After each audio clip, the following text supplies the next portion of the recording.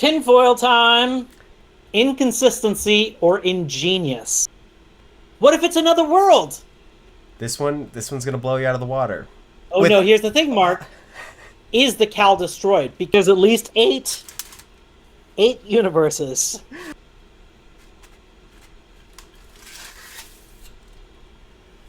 Hello and welcome to Road Goes Ever On and On. Today, Sterling and I are talking about the finale of the hit Apple TV show Constellation. So spoilers ahead. And if you're enjoying our content and want to stay up to date in the shows that we break down, please hit that like and subscribe button and turn on that bell for notifications and we'll stay up to date in your feed. And with that, Sterling. Okay, let's talk about the facility because I thought this was interesting. What did you think about this? Well, first thing off the bat, it's in a liminal space. It is somewhere very remote, far away from anything. Like the It's lake very remote. the lake behind the facility was giving me the lake where the twins took Joe out. Okay, okay. I can see that because it did sometimes give me vibes of like, is this two worlds? Like, sometimes it seems like it was a convent with like nuns, and other times it seemed like a mental hospital with nurses. I don't know if I noticed a time when there were both. Okay. I could be wrong. I do feel like I have seen mental hospitals that have been run by nuns. Like they have those. I guess they're like facilities that are run by religious organizations that try to treat people. I have seen Yeah. things like that, so I didn't notice that they were two different things. There was also other weird things like so there was the poster of the astronaut. The astronaut actually kind of seemed like the Valia because the astronaut seemed like was like tethered to a line, but you couldn't see what they were attached to. So like maybe they're not even attached, and maybe they're just floating in space. And I did a screen capture, Google Translate, and it said there is no God, which is something really weird to have at a convent or like a place with like nuns. You know? Yeah, that is weird. Yeah, and that seems really really weird to have something like that at a place with nuns. Right. Well, and also the facility itself, it does feel like, they're trying to help Joe. Like, what they're claiming is a psychosis, but it's more of like coming to understanding that like this is the world you live in now. Like we do realize that you may have come from somewhere else, but this is where you are now. You need to accept it, otherwise it's just going to get worse. And that would be an interesting place to have, a people of faith that are dealing with like another universe. Yes. Yes, it really did seem like a weird place to have people of faith dealing with another universe. Like it and it didn't seem like there was like it seemed like they have access to money. I mean, potentially because it might be run by Roscosmos. Because like they used a crane to lift that piano into there just to help Joe start to acclimate into the world that she's in, which is like crazy expensive. Right. Well, even just that astronaut that they kept up there, they've been housing him for indefinite period of time since he's, been there, and like that can't be cheap either to just, you know, keep this guy Right. living there. And I may be like going on to a limb, but kind of going back to what I said about like sometimes it seemed like there were nuns there, sometimes it seemed like there were nurses, and it looked more like offices. When Joe woke up and she started making a bunch of noise, and the woman, like the nurse, opened the door.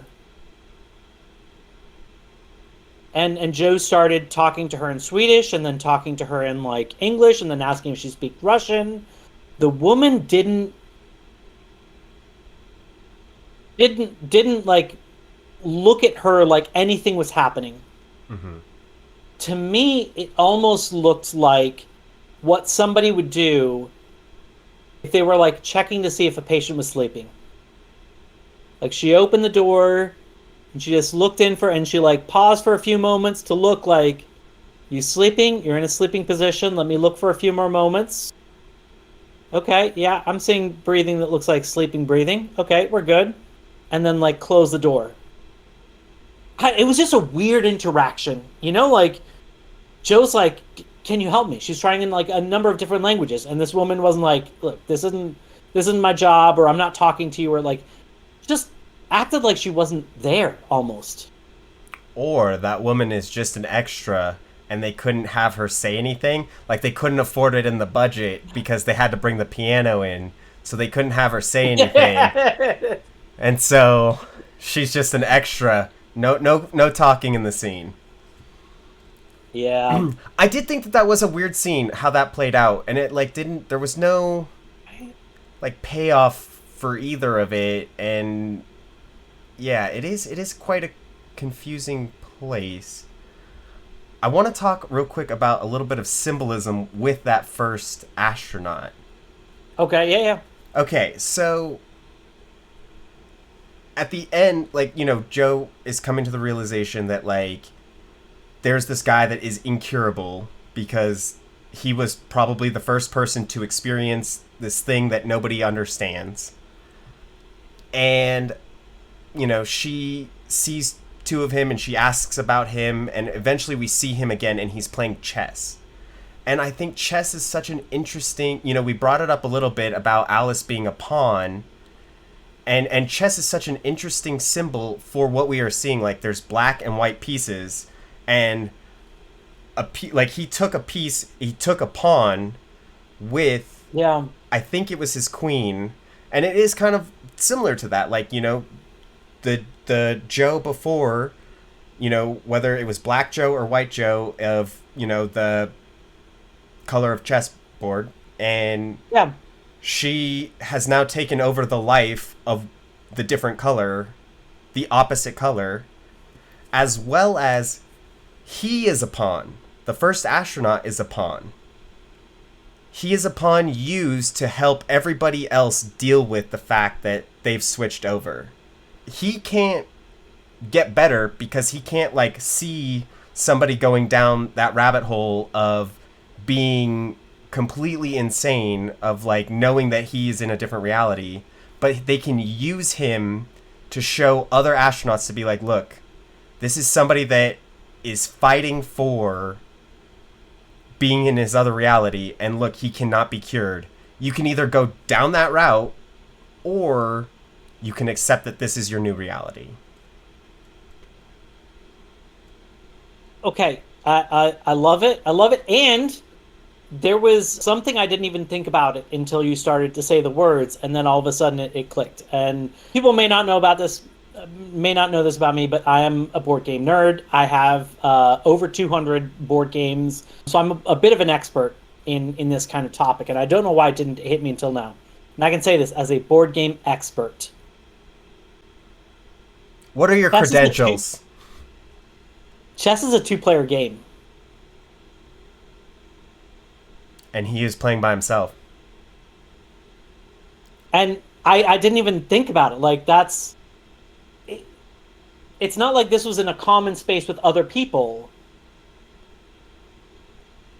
And Joe saw two of them. Joe saw two of them.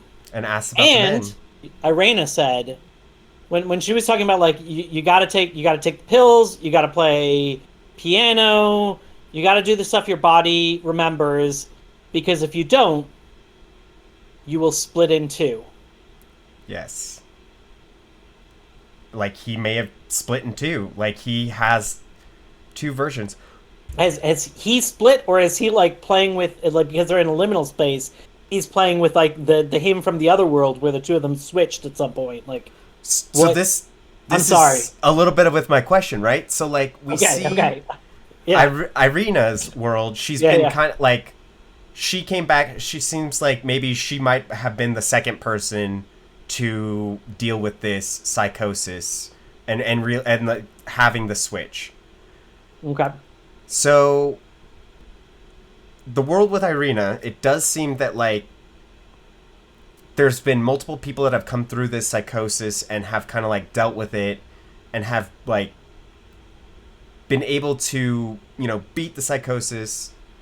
In the world that Irina died in, if Irina wasn't there, it doesn't, like, there was no Cal, there was no, it doesn't seem like the one person that it happened to was Bud, and it seems like he kind of just fell to the side of the road. Like, it doesn't seem like that version of NASA, Roscosmos are even dealing with that psychosis.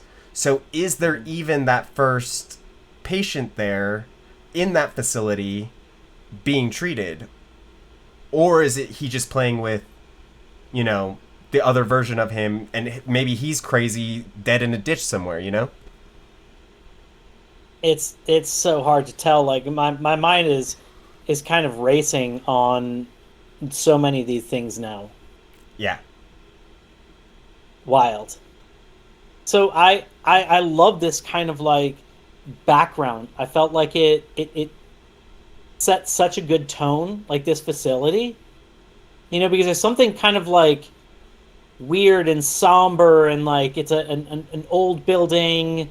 They've got, nuns there. Even Irena has a rosary that she is like, I sorry to any Catholics, like I just don't know enough about what's going on, but I know that like when you move the beads, like you're doing something, like it's saying a prayer or something like that. And so like she seemed like she was going through whatever that, like, those rituals were, which is wild for somebody that has, a poster about like there is no God, and asks about like, if like she's dealing with an existential crisis. Like I think she knows maybe that she was supposed to die, and now she knows that she actually is going to die. Yeah. It's Well, and I think they foreshadowed the facility, when Joe was in the ISS. I know there was the cupboards with Alice that she was experiencing, but Joe is walking down a hallway in I think the first or second episode that seemed reminiscent of the facility. I think that was actually the hallway in the temporary housing, and we saw Okay. that scene. Because That's when, so when like Joe came back and she had like the things to like help her walk, and yeah. she fell outside of that door, and Magnus like helped her in.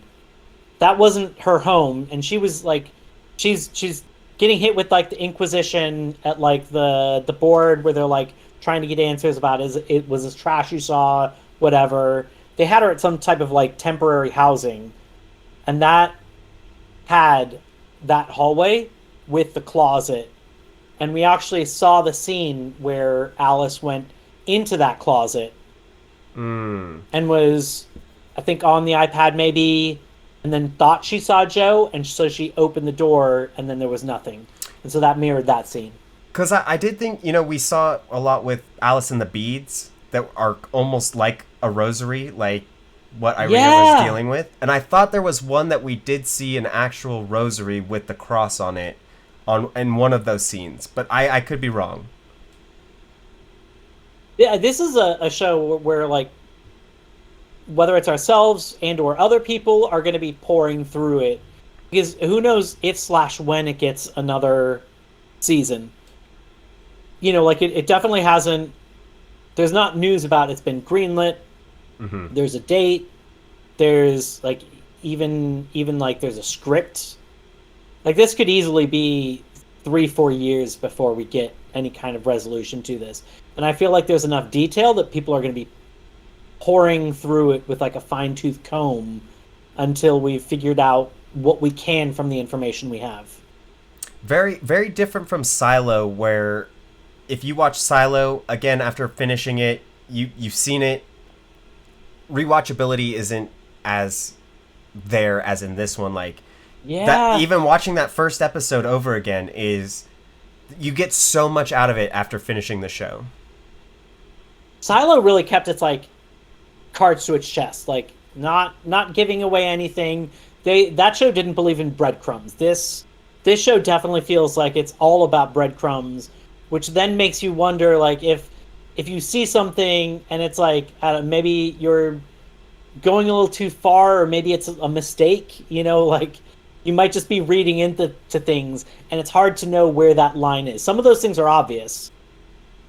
Like when we finally realize that, like, the Alices are wearing two different outfits, their hair is in two different ways, like, one of them speaks this, one of them doesn't, like, it kind of becomes clear. But then there are some that just still remain, where it's like, is that a mistake, or is that on purpose? Or am I going crazy? Like, am I taking things too far? Who knows? Or a bit of all three. Right.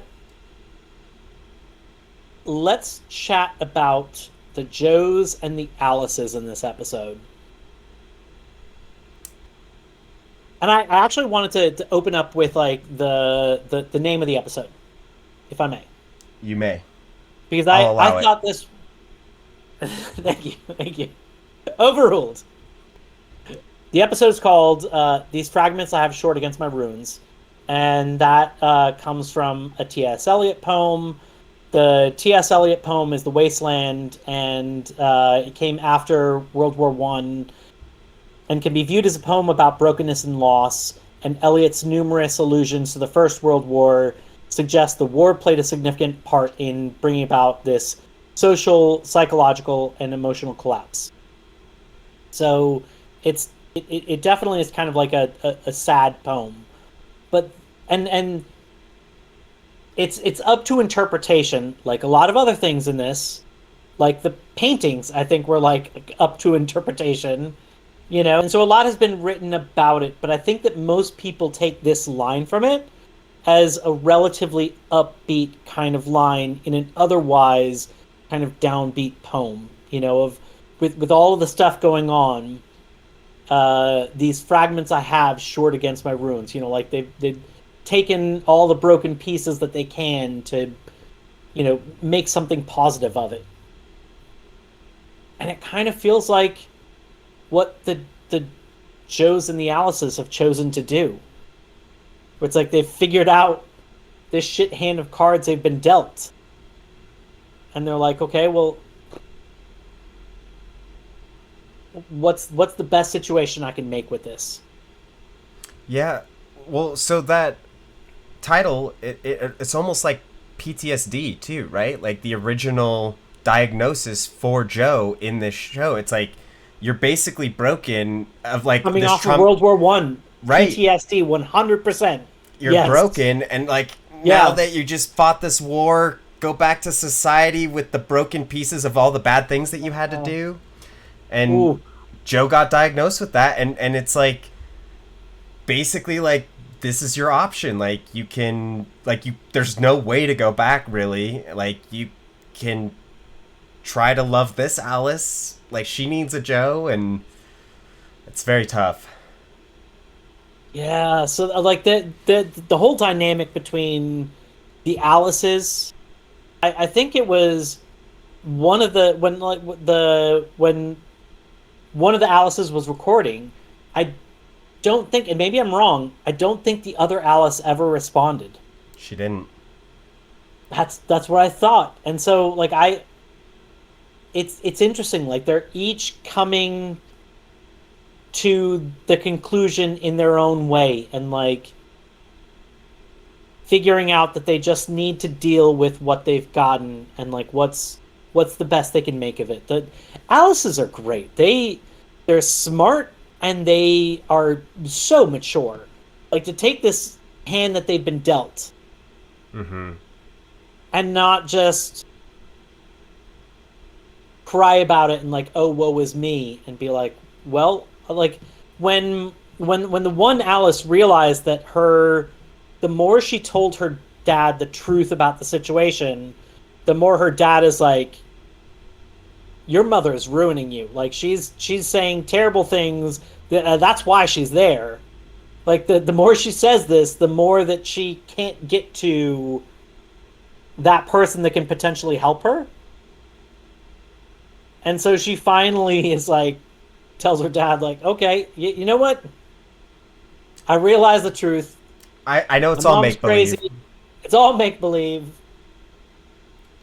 Can I see this person? Like, Well, so I also think that with the one Alice not responding to the other Alice, like I think that's what gave the other Alice the closure. Cuz she's right? asking her, she says, "Can I talk to Mama again? Like can I speak with her?" And in that whole conversation of sending the recording back to her, never once did she seem like she was okay with the loss of her mom. But I think Yeah, that when she recorded and didn't get that response from Alice, she kind of realized, like,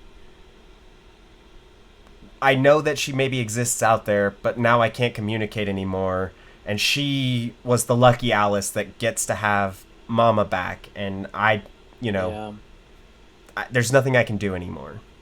It's very yeah. heartbreaking.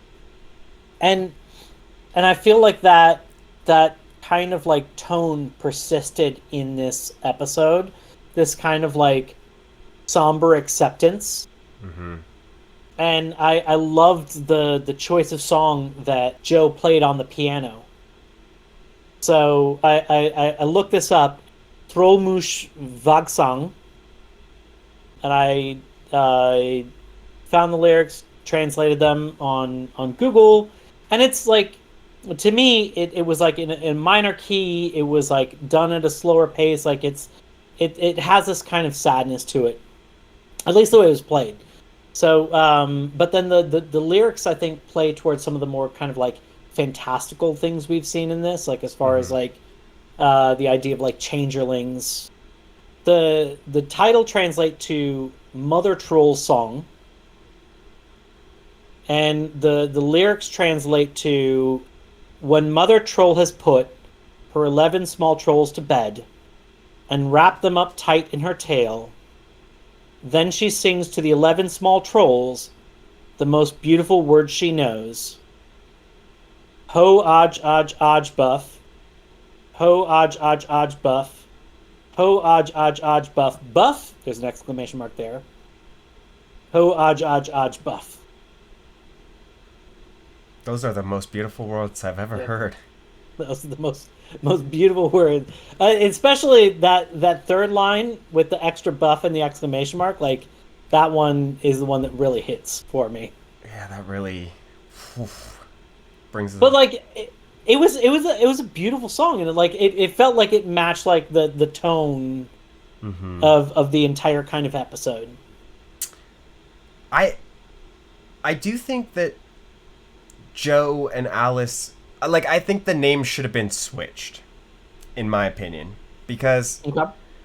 Alice, I do think is this very like they're trying to make her seem like Alice in Wonderland, right? Like Yeah, she's yeah. going into this fantastical world. In both of their rooms, they both had a white rabbit in there. I don't know if Oh yeah, you had seen that. yeah. They both had a white rabbit. But to me, I do think Joe's the one that technically went into a wonderland. Like she's the Hmm. one that like went from her state of reality to a different state of reality. And Yeah. Alice technically hasn't changed. She just has a different mom. So I don't necessarily know if I agree with her being the Alice the Alice placeholder. Okay. I can see that. You know, when you mentioned kind of the connection with Alice, it reminded me of kind of going back to the poem or the line from the poem that this originally came from. The very last part of this T.S. Eliot poem, "The Wasteland," has a number of references. Like you've got to either have like Wikipedia or great knowledge to know what's going on because like there's a reference to like the London Bridge poem. There's a reference to I think an Italian work for something from Dante. They're in a bunch of different languages, And I think it's like part of all of these different phrases and their ideas are part of what is being collected in this last line of like, these fragments that that I've shored, I've shored against my ruins. And it kind of reminds me of like all of the different references and like ideas in this that have been like kind of put together. It feels like it is potentially has like multiple kind of layers to it. Constellation doesn't have, I wouldn't say like was like widely announced. It's not like a Game of Thrones type thing where like it's in the Yes. cultural zeitgeist. But I do Yes. think it does have a potential of like being like this poem, of being like a piece of media history of like how it draws from other things, and how Yeah. it talks about these really smart science concepts that not a lot of shows will even dare touch, kind of thing. Right. And I originally, like, when we were first talking about it within the first like maybe first four episodes, I thought that they were potentially going in deep into like the weirdest part of these science concepts, which are very difficult to like understand and explain. And I feel like they've done it at a simplified level. Like that was one of my complaints, was like, this is like weird science that's hard for the people that know what's going on to really understand it. So to like try and bring this to a general audience and have that weirdness applied to what's going on is a little bit cuckoo. I think they kind of like streamlined it and made it in such a way that it, I think, is pretty consumable to anybody. Yeah, they didn't like, it did seem like they were gonna really dive deep into the science aspect of what was going It on. did. It did. Yeah. And I think that like they just briefly touched on the science, and they really focused on the emotional beats between Alice, her mom, Bud, Henry, and it made it more palatable to a wider audience. And to that end, I think they also kind of brought back on some of my complaints about like early on. I felt like Joe was not that connectable because she literally wasn't connected to these people she ended up with, and so it's like it's hard for us to connect with her as an audience if she's not connecting with the people on the screen. And I feel like they ended up doing a good job of kind of wrapping that up, at least with her. So I think this is a good time to talk about the next thing, which is tinfoil time. Tinfoil time. Tinfoil time. Tinfoil time. There we go.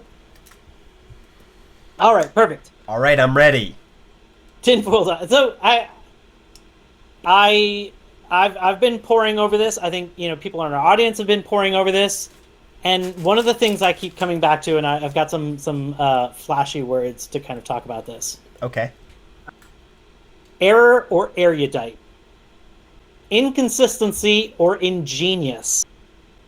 Because I know, I keep Okay. wondering about this thing. Like we've got like references to two different years, 2021, 2023.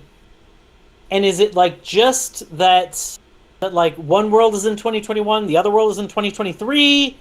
But I have seen references, I think, in the blue world in the first episode, where we see both of those years. So like, and I've been trying to look this up to see what other people think about this, if there's more information. And there's some people that just think that like, oh, these are like mistakes, but it's in there more than once. Almod Khan's brought up that I think that it was like 2023 in Paul's deposition, and that it was 2021 at another spot, and then there's like another spot in the first episode where you see 2021 and 2023 both in the same episode. Like, I feel like this is not a mistake, and I think that, I don't know. I'm going back to my like. There's at least three worlds. That's that's my tinfoil hat. There's at Well, least three worlds. I could make an argument that there's at least three worlds because Yes. we see that in the when Joe saves Alice Uh huh. from the fire, Yes. the fire burns the tape machine. Oh. We They see they both both had the have tape them. machine. And I don't know how you could argue this. I know that Joe had a tape machine when she Yes. had heard the girls talking. Yes. Magnus had a tape machine when they had heard the girls talking, and they had found, I think, the tape machines in those liminal houses. But when she grabbed Joe out, or grabbed Alice out of there, the tape machine did burn. Yeah. There's at least one argument for a Yep. third reality. What I was worried about is like mistakes happen. Like we've seen Starbucks in Game of Thrones, right? So my worry is that like you you're watching a show like this too closely, Mm-hmm. and then you see a Starbucks cup and you try and read the tea leaves of it, like, oh, what does that Starbucks cup mean? And it's like, what it means is we made a mistake. So it's like that's what I was kind of worried, but Well, okay, and so, I think so. but I think so. here is an obvious mistake in this Okay. show that Okay. I had brought up last episode, where they'd seen, like at the end last episode, there is Bud on the ground, right? Like he is on the ground next, like ambulance workers come and work on him, and then in the beginning of this episode, I don't know if it's a mistake. we see him wake up in the snow. But here's the other part that's the mistake. Why would everybody leave him there? He came in with everybody else. World. Huh? What if it's another world? I mean, it clearly Because shows. I 100% I agree with you. Like everybody saw the old man there, right? You can't just leave him. And that old man came in on a vehicle with three other people. Well, What? so then this one got left. This Bud got left. But he went in a vehicle. Right, but he got He had left.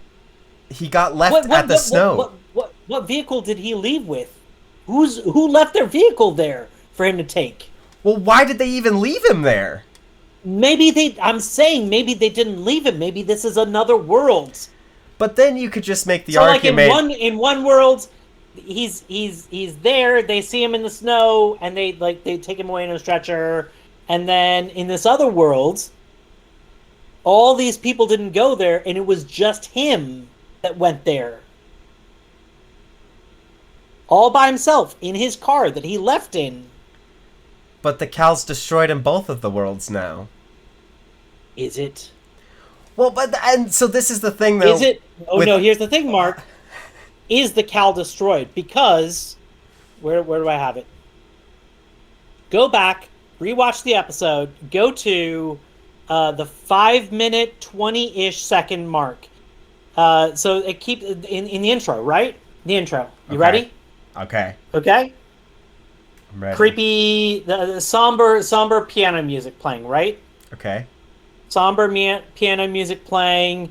We keep going between like what Bud is dealing with, being left on his own, seeing Joe's body in space, seeing that like Joe is like going through the like shock therapy, right?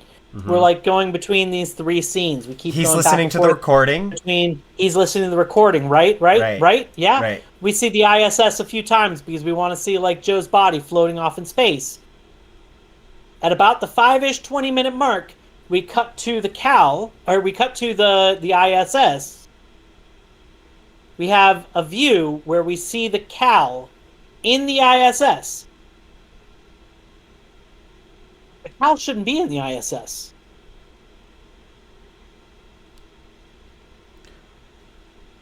I didn't see the Cal in the ISS, so I had to go back. It was in. Go back.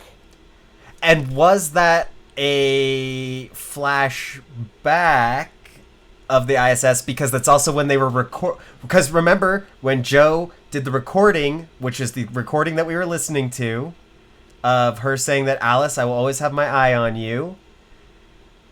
She had made that recording and then went and got the cowl. It's possible. It's possible. It's just it's a weird shot because the only information in that shot is that the cowl is in the ISS. It's not one of the shots where we see Joe or see the Earth from the eye. Like, it's just a shot of the room that has the cowl with the cowl in it. It's like, what's the point of that other than confusing us and making us want to put on friggin' tinfoil hats, because like now we're reading into things when maybe we're wrong about it. I mean, but the show does technically benefit from that, where if there are small mistakes like the dates or Henry Budd, then like the argument could be that how many parallel states are there? Like, if there's at least one parallel state, couldn't there be infinite parallel states? So here's another moment where I think, and you could chalk this up to liminal space, but I don't think so. So here's another example of this. If you go back and you rewatch the first episode, second scene. First scene is like Joe and Alice in the snow, and then we see the scene where like Joe's in space. This is when the accident first happens. And if you go back and you watch that, you'll actually see that right off the bat they showed us the two different worlds. Yeah. You'll see so red world, red car, red world, red car. Red Joe has her flag on the left-hand side. She has her tablet in landscape orientation. Her Alice has pigtails, and her Alice wears red. Blue world, Patches on the right-hand side of Joe. Joe holds the tablet in portrait mode. Alice wears blue, and Alice has a ponytail. Okay? I mean, we cut between these two in that one scene, cut a number of times between it, and we didn't really notice. There is one little scene in there. One little scene where we see Red Joe, so Landscape Joe, talking to Blue Alice on the iPad. And I don't think this is liminal space, because I feel like if all of a sudden you were looking at your daughter and like her shirt changed and her hair changed, you wouldn't just be like, that's weird, I'm just going to keep talking. You'd be like, what happened? And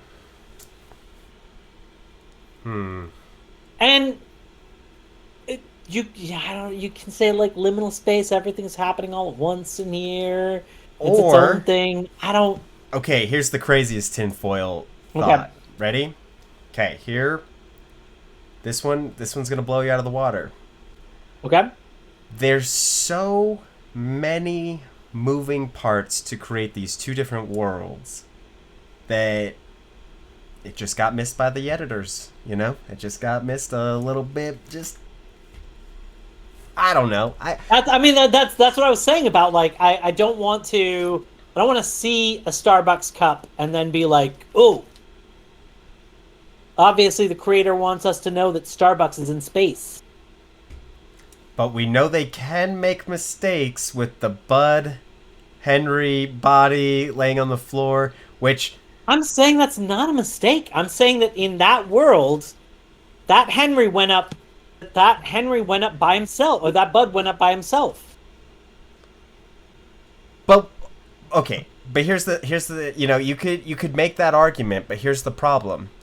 It was never addressed. Like, why show him in the thing, people go to him, and then just have a random one where all the same things happen? So like the cabin did catch on fire.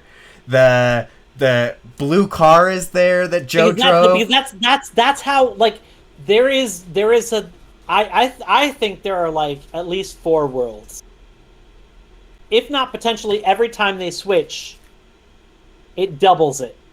So I would say, like, if the let's leave the first astronaut out of it because we don't know like what implications happened with him going to space.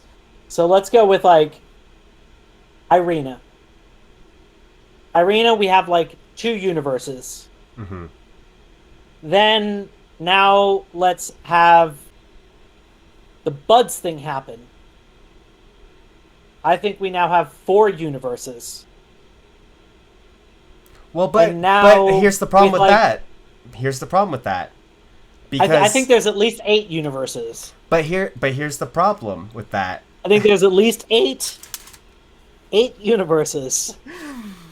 Because Joe talks about, from the reality she came from, yeah, that there is no Irina, that Bud Caldera is a wash up. Like that's one Alice or Joe. Well, but it does kind of clear, like, the whole show is really about these two parallels, and it seems like the Joe that came from this parallel had all, like, Irina was gone. Even when Bud and Henry when this Bud came back, he was like, there was an Irina in that universe that was dead and not in this universe. So there are very, like, black and white to these two universes that all four of these characters are experiencing. I don't know. I also think there are these like weird moments where it just doesn't. And that could be that could be just a mistake because it's hard to keep all these different universes intact with all these same actors and actresses, and yeah. I think you might be giving a little too much credit.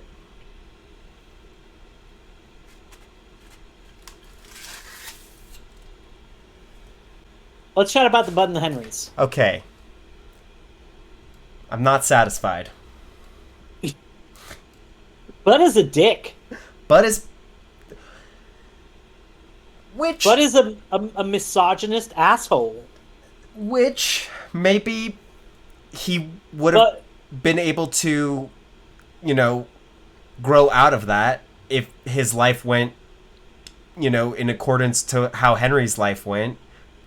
Henry maybe became more accepting to female astronauts because he worked alongside them with the ISS program, where Bud, he got kicked out of space and now he just has a hatred for everybody. It's weird because, and so when Bud threw Ian off the ship, mm-hmm. he said something about like Henry was an alcoholic, right? I don't remember that, but he definitely made it seem like Henry was the screw up and Henry was like the alcoholic, but it seems like Bud is the one who was abusing alcohol. And maybe it's time for this again. But so my wonder is, like, what if when you take your pills, or when you're living in this world, that kind of like we've seen Joe can play the piano. Mm-hmm. So it's like her counterpart skills and like life bleeds into her. That maybe all of Bud's, like all of the like previous person's screw ups of being an alcoholic have bled into Bud. Because Bud was saying, like, that was my award. Mm-hmm. Like, so it's like he's telling us that he's the person who won the Nobel Prize. He's the person who did this.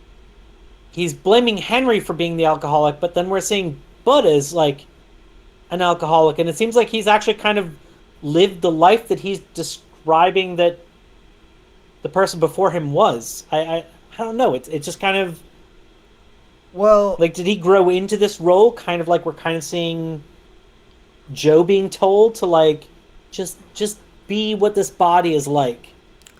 Bud does say to Irina that Henry is now gone and he's in his old life and he's going to have to carry all his addictions. So it very well could be that Henry, before the switch, originally was an alcoholic. That's maybe what led to the failure of losing the two crewmates. Right. And then they switch. Now, Bud is an alcoholic because he came into this body that has alcoholism. You know, he's dealing with alcoholism. Right. So that could make sense of why he would say that to Ian Rogers when he pushed him off, that Henry was the alcoholic and now Bud's dealing with his alcoholism as that. And now that they've switched back, Bud's going to be an alcoholic, or Henry's going to be an alcoholic again, and Bud is now clear and free. It's I wild. It's hard to understand all the implications of this, you know? I do feel like they could do a season 2 with this show. Like, I think they're going to. Well, I hope so, because there's a lot that, like I said, I wasn't satisfied, because I feel like we see these Buds, the Bud and Henry dynamic, and we see how terrible Bud is. Like, we see he is shitty, he's misogynistic, as you were saying, and we did see kind of how Henry did become like a better person. Like, he was trying to build the Cal for, it seems altruistic reasons, and now Henry is going to jail for murder and attempted murder, and Bud is living this swanky life, and he's just kind of a piece of shit now. So it's like, that's why I wasn't satisfied. It just, Also, okay, and that maybe time for this again. My apologies. I don't know if I'm putting this on too many times. We don't have to leave it on. I had a question about, like, one of the last, if not the last, Bud scene when he goes to visit Ian. Yeah. Ian seemed, to me, it didn't come off as, like, creeped out by, like, somebody watching him from the shadows. He seemed scared. So I've mentioned a theory about, like, death being a liminal space that can potentially cause people to switch. Mm-hmm. I wonder if the Ians switched when the one Ian went overboard, and this could be an interest. And I know I'm going very crazy. It's very unlikely this is the case. But that could allow for an interesting way to keep this character in the next season. Yeah. Otherwise, I don't see a point in continuing with the Ian character. But I definitely see, like, an interesting thing where it's like, Ian is like, I got pushed overboard, I should have been dead. But now I'm living this life. And I remember that's the face that did it to me. Or yeah, I could. And if it ends up not being the case, I'll write some fanfic. Great, but I could see that, like we saw that guy that ran into Joe in the office. That, like, maybe when that Ian Rogers died, like, he had, like, some dream of it, or like a crossover, and he maybe saw Bud pushing him over, and that guy is like, okay, like, that's just a scary figure that I've seen in my dreams or whatever. Okay. I could see that. Okay. So that's like half a tinfoil hat. It's more plausible if we go a route like that. Yeah, I could see that. I liked the pure joy that Bud had seeing Ian Rogers like that, because it did seem like he cackled with delight. Well, because think of it this way. The other Ian Rogers seemed to have built a career on disproving Bud. And so, like, after he retired from the police force, he now has a career just following Bud around and being like, this isn't real. And he, gained notoriety from it. And now he's just this this guy that takes people on tours to Right. talk about Jack the Ripper. Like, he's Right. that's not really a fulfilling job, I would say. Right. And actually celebrating like real history, even if it's history that Yeah. we don't know enough about. So I don't. Maybe he's embellishing a little bit, but overall thoughts. Well, I originally thought this was a limited series. I feel like the door is wide open. I think, after that episode and the small bit with Paul, like we don't see like Paul's conclusion on anything. We see that he survived. Paul saw something. He saw something. He saw something. And we just never going to talk about that? We're The never whole just Joe being alive and or like having some level of consciousness in space.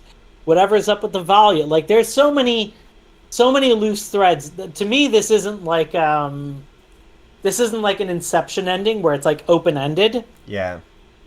Where it's like ambiguous. Like was it this or this? It's, like that's just like two options and it's ambiguous of what happened.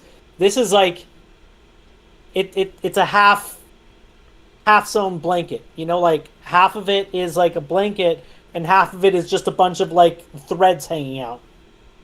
Yeah. To me, they're not done with this. It doesn't seem like it. Just especially like we got so much information about the Valia talking to Alice, right? Yeah. And there wasn't really a payoff other than Irina saying that my friends call me Valia. Like, why was the Valia talking to Alice? There is a lot Right. still. I think that like there is a lot of plot threads that they could go down to make a very enjoyable season 2. I think so. And I did still feel like this was good closure for the season. Like I loved the pace of this episode. Mm-hmm. The way it opened up, like the first 5-ish minutes, I don't know exactly how long. There was almost no dialogue. Beautiful somber music.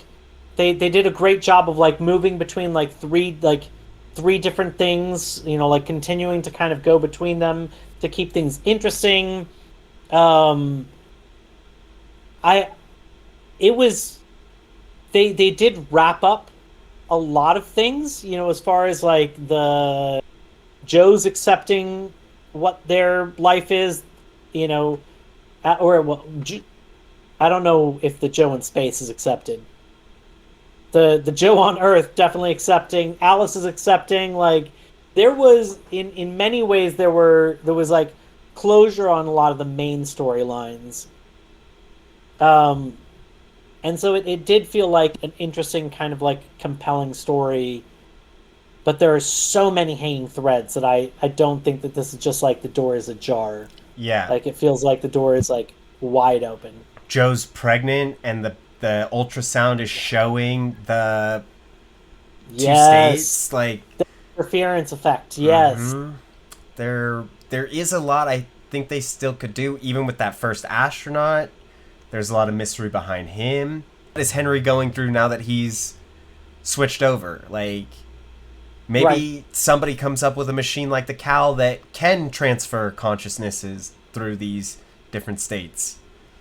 I think there's still another one of those up there I mean, in maybe. another one of the worlds. Like I mean, if there is one, you would have to assume there's infinite, right? Like, if there's one extra state, there's got to be infinite states that they could be in, right? So there's probably one with the Cal up there. There's probably one the Cal didn't break down. Like some without the Cal.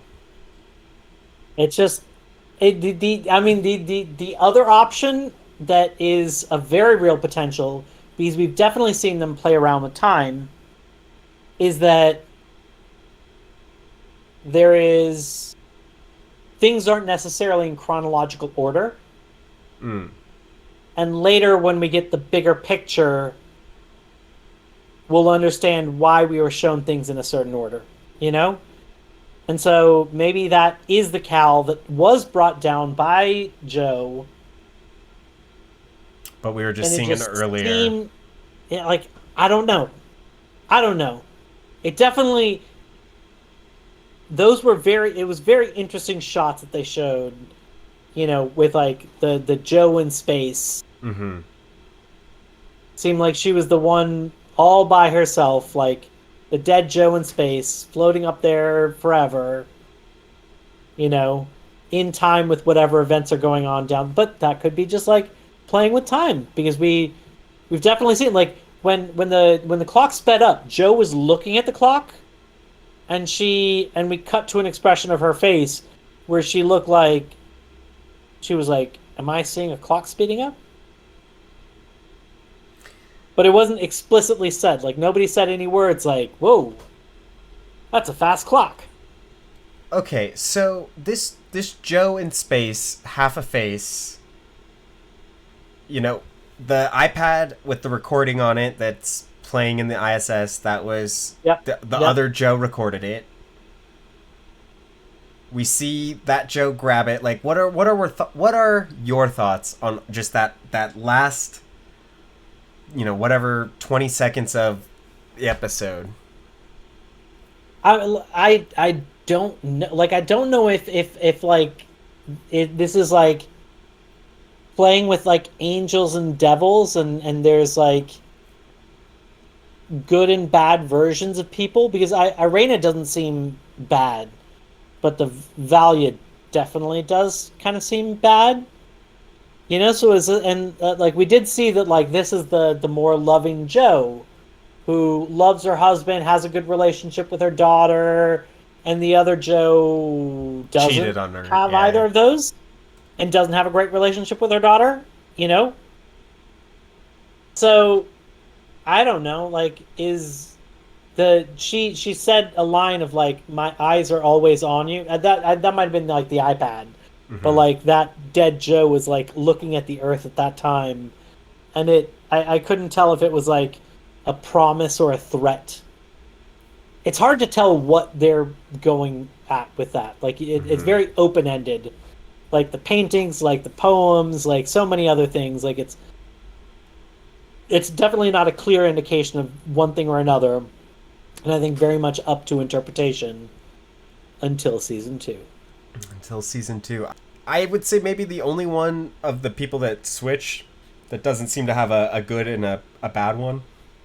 Yeah, Paul seems like that he was respectable on both sides until he came back and he was not happy where he's at. Which could be what sent Bud down that route, like right. maybe just like the Joker says, you either die a hero or become Yeah, watch yourself long enough become the villain of the story, And so Paul, right. maybe he was the good guy and now he's the villain of those two Pauls because he's in the wrong world. I think there's another quote that's very relevant here. It's actually from this episode. Ho aj buff buff. With the exclamation point? The exclamation point. I mean, that one is pretty relevant to this conversation. But with that, I think our journey has come to an end, folks. Thank you so much for enjoying this with us. Just to let you guys know, we are celebrating a year anniversary. We have been a channel for a year now. And to celebrate that, I will be going out of town for 2 weeks on a vacation. So Sterling will be at the helm. Whether you get content or not will be at his discretion. If not, we'll be back in 2 weeks, and I will be happy to go on this journey with you. But thank you for joining along with us. I'm Mark. This is Sterling. Thanks.